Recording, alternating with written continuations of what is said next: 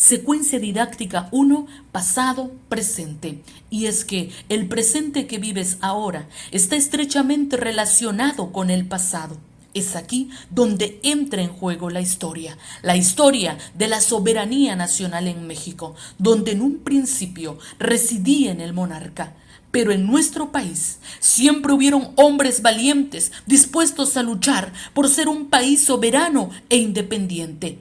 Aunque en esa lucha hubieron grandes enfrentamientos, guerras y batallas, y nuestro México perdió gran parte de su territorio, pero el deseo de ser libres seguía en pie de lucha, liderado por grandes hombres como Benito Juárez, quien bajo su principio, el respeto al derecho ajeno es la paz, logró que México estableciera las condiciones para ejercer de manera efectiva la soberanía. Pero en ese trance hubieron también tropiezos, como la dictadura de Porfirio Díaz, y se levantaron hombres en la Revolución Mexicana de 1910. Y nuevamente, entre los individuos como entre las naciones, Benito Juárez les recordaba: el respeto al derecho ajeno es la paz. Se restablecieron las relaciones comerciales. Y México dejó de ser un país aislado a un país que podía tener relaciones exteriores. Es aquí donde vamos a analizar el siguiente concepto y extenderemos nuestros conocimientos. ¿Qué es un tratado internacional? ¿Cómo funciona?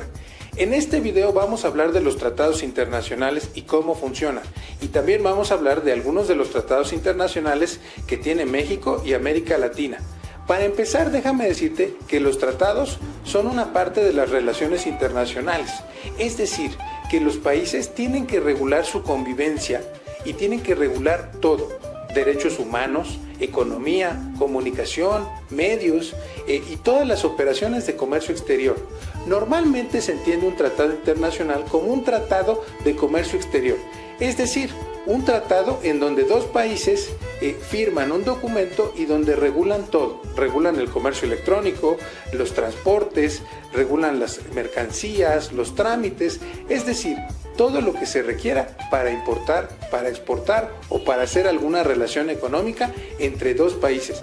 Eso se llama tratado bilateral, es decir, bi por dos países.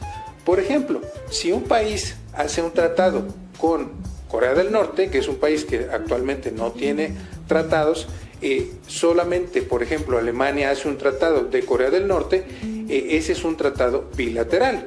Sin embargo, pues, la mayoría de los tratados son trilaterales o de otro tipo, como el Tratado de Libre Comercio que se tiene entre México y la Unión Europea, que son más de 20 países que hacen un tratado con México para regular muchísimas cosas, como los aranceles, los trámites aduaneros, como los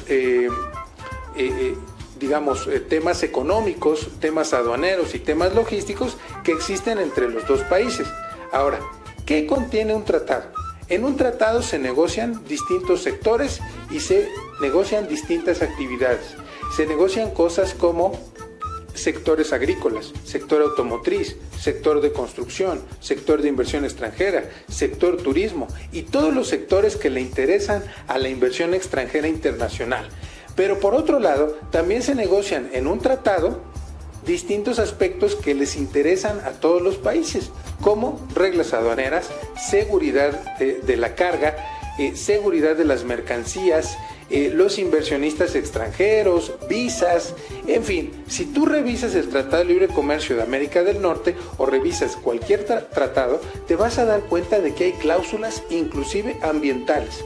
¿Por qué? Porque los tratados se negocian de tal manera que convenga a los intereses de todos los países. Ahora, ¿para qué sirve un tratado? Seguramente me estarás preguntando, ¿para qué sirve un tratado? Un tratado sirve para establecer una certidumbre a inversionistas, empresarios y países. ¿Qué es la certidumbre? Es que tú puedas invertir en un país, que tú puedas exportar de un país a otro, que tú puedas importar, que puedas hacer cualquier actividad económica sin problemas y con tranquilidad.